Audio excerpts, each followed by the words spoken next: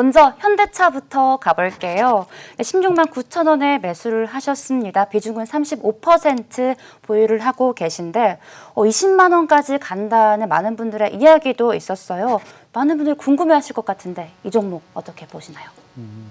크게 봤을 때는 가능하다고 봅니다. 다만 지금은 이번에 지배구조 개편 이슈도 좀 있었고, 그다음 최근에 뭐 현대차가 좀 많이 좀 실적이 좀 양호해졌죠. 왜냐하면 좀 일부 비용을 좀 감안한다고 하더라도 상당히 영업 경쟁력 측면에서는 실적이 좋아졌기 때문에 그런 부분은 반영이 될 것 같아요. 다만 기술적인 흐름이 다음 주 이후에는 뭔가 변곡점이 단기적으로 나올 거예요. 그러니까 리스크 관리는 해야 돼요. 16만 9천 원에 35%면 비중이 좀 많네요. 높은 가격이기 때문에. 그래서 만약에 여기서 흘러내리게 되면 조정을 받는다는 이야기죠. 이동평균선이라는 건요, 시장의 평균적인 심리입니다. 5일선이 모여서 5일 동안에 다 종가를 더해서 5로 나눈 게 5일 이평선이죠. 그러니까 평균 매수 단가라는 이야기죠. 근데 누구나 다 지금 시장에 수익도 아니고 손실도 아닌 구간이거든요.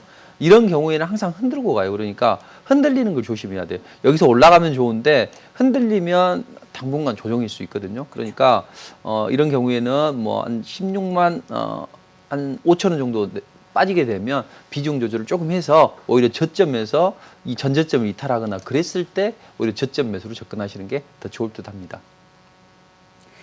네, 이어서 SK바이오팜 상담으로 이어가 보겠습니다. SK바이오팜 MSCI 지수 신규 편입 가능성 전해지면서 시장에 이목이 집중되고 있습니다. 16만 7천 원에 매수를 하셨고 비중 10% 보유하고 계십니다.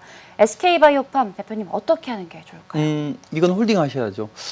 저도 사실은 이날 이 장대 항목 나오기 전날 리포팅을 통해서 이제 당일날 그 제시를 해드렸는데 아까 우리 앵커님께서 말씀하셨던 것처럼 분명히 MSCI 한국 지수 편입 기대감이 있어요.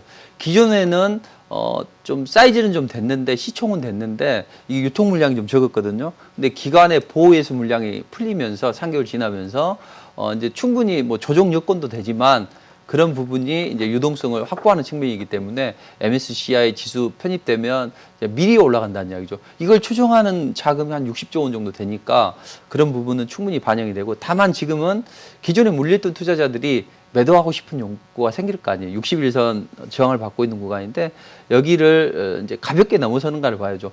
이번에 다음 주 월요일이나 화요일 정도 가볍게 내면서 이거는 제대로 가는구나 생각을 하고 약간 눌러줘도 괜찮다. 그래서 지금 한 21선만 이탈하지 않으면 10% 비중이니까 좀 더 가져가셔서 최소한 한 뭐 19만 원, 20만 원 넘어설 때까지는 좀 지켜보셔도 될 듯합니다.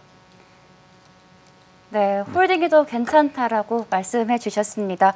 바로 이어서 수소 관련 수혜주로 많은 주목받고 있죠. 일진다이아입니다. 현재 조금 손실 중이신데 대표님 이 종목 어떻게 대응하면 좋을까요? 반등이에요. 아까 전기차 관련주들이 낙폭이 컸기 때문에 반발 매수세거든요. 기관 외국인들이 매수를 많이 했다고요. 근데 계속 올라가기보다는 좀 약하면 이 61선 돌파하는 정도, 조금 더 많이 올라가면 만 6만 원대까지도 가능한데 일단 15%니까 여기를 넘어서면 한 3분의 1 정도, 여기 6만 원대 오면 비중을 조금 더 줄여서 절반 정도까지 줄여놓고 그 다음에 좀 새롭게 바닥권에서 시작하는 종목으로 좀 하는 게 좋습니다. 근데 내가 그건 아니야, 이거 가지고 끝까지 승부를 해보겠다 그러면 조금 더 기다리시면 돼요. 그렇지만 뭐 계속적으로 지금은 치고 올라갈 수 있는 상황이 아니기 때문에 비중을 좀 줄여놓고 다른 종목으로 좀 교체 매매를 하시는 것도 필요할 것 같습니다. 네, 비중을 조금 줄이고 다른 종목으로 교체 매매를 하는 거 어떠냐는 답변을 해주셨습니다. 이어서 포스코 케미칼입니다. 전기차 배터리 소재 투자를 위해서 1조 원대 유상증자를 단행한다는 소식이 전해졌죠. 포스코 케미칼 어떻게 대응하는 게 좋을까요?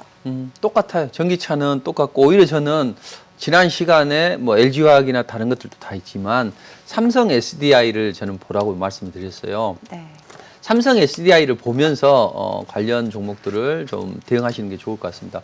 삼성 SDI는 잘 뽑아 올리잖아요. 물론 전고점 매물이 있지만 한건 눌러준다 하더라도 올라간다는 얘기죠. 그러니까 주도주는 그대로 가져가시되 그렇지 않은 종목들은 일단 전고점 오면 약간 물려 있다면 비중을 좀 줄여놓고 새롭게 시작하는 쪽으로 이런 자리에서 공략을 좀 하시는 게 좋고 일정 부분은 뭐 들고 가셔도 됩니다. 뭐 중장기적인 관점이라면 이번 주나 다음 주나 그 다음 주는 바로 못 가고 한 최소한 1, 2주 정도는 최소한 숨고르게 나와야 또 추가적인 상승이 가능하니까 그렇게 보시면 될 것 같습니다. 그래서 많이 올라오면 비중을 좀 줄여놓고 그 다음에 좀 새롭게 시작할 수 있는 쪽으로 좀 교체 매매도 괜찮다.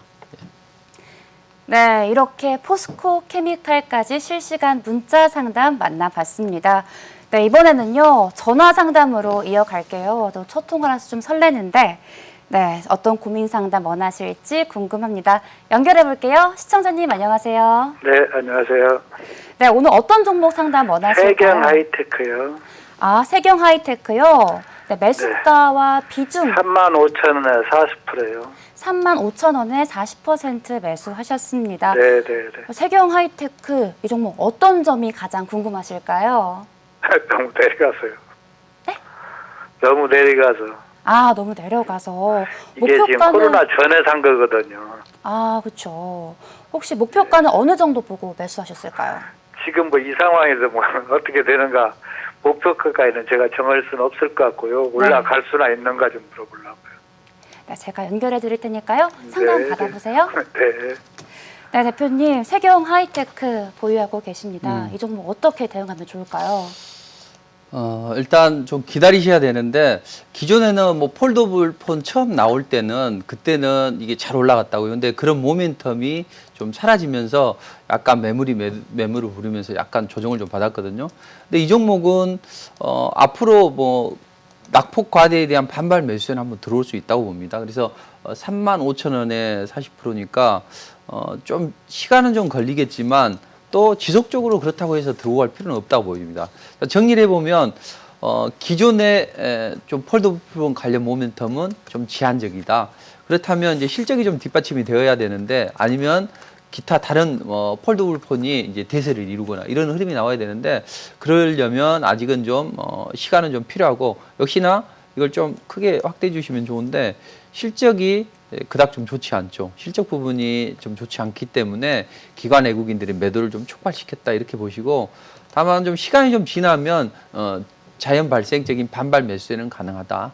그렇다면 지금 35,000원이니까 일단 35,000원까지 단번에는 어려울 것 같습니다. 다만 한 26,000원이나 29,000원대 뭐 이런 데까지는 가능하거든요. 그래서 28,000~29,000원까지라도 올라오면 비중을 좀 줄여주고 근데 줄여주고 좋은 종목이 좀 필요할 거 아니에요. 그럴 때는 이제 저도 저 온라인 뭐 특강을 통해서 한 번씩 말씀을 드리도록 할게요. 그러니까 너무 걱정하지 마시고 분명히 이런 게 있으면 좀 답답하시고 하시겠지만 우리가 종목을 이걸 끝까지 들고 있어서 몇 년 후에 올라가는 것도 이것도 중요합니다. 그렇지만 이게 반발 매수세만 들어오는 구간이라면 일부 반등에 좀 정리를 하고 아쉽지만 또 새로운 종목을 바닥권에 시작하고 또 매수해 두면 상승할 확률이 훨씬 더 높은 종목을 한다면 훨씬 더 좋아질 수 있으니까 힘 잃지 마시고 일단 반등의 비중을 좀 많이 줄이시고 새롭게 시작하는 그런 종목으로 하시자 이렇게 말씀드릴게요.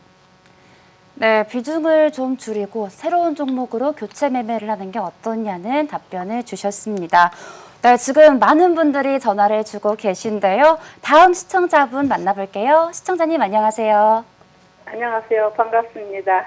네, 반갑습니다. 오늘 너무 어떤 전화하기가 엄청 힘들어요. 아, 저희가 인기가 많아서 하늘의 별따기고 이거 겨울이 됐는데 네. 이글베스 뭐 동물원 치료제라고 처음 사봤는데 9,100원에 10%예요. 네. 10%고 네. 목표가가 어느 정도 되고 시간이 얼마나 걸리겠는지. 네.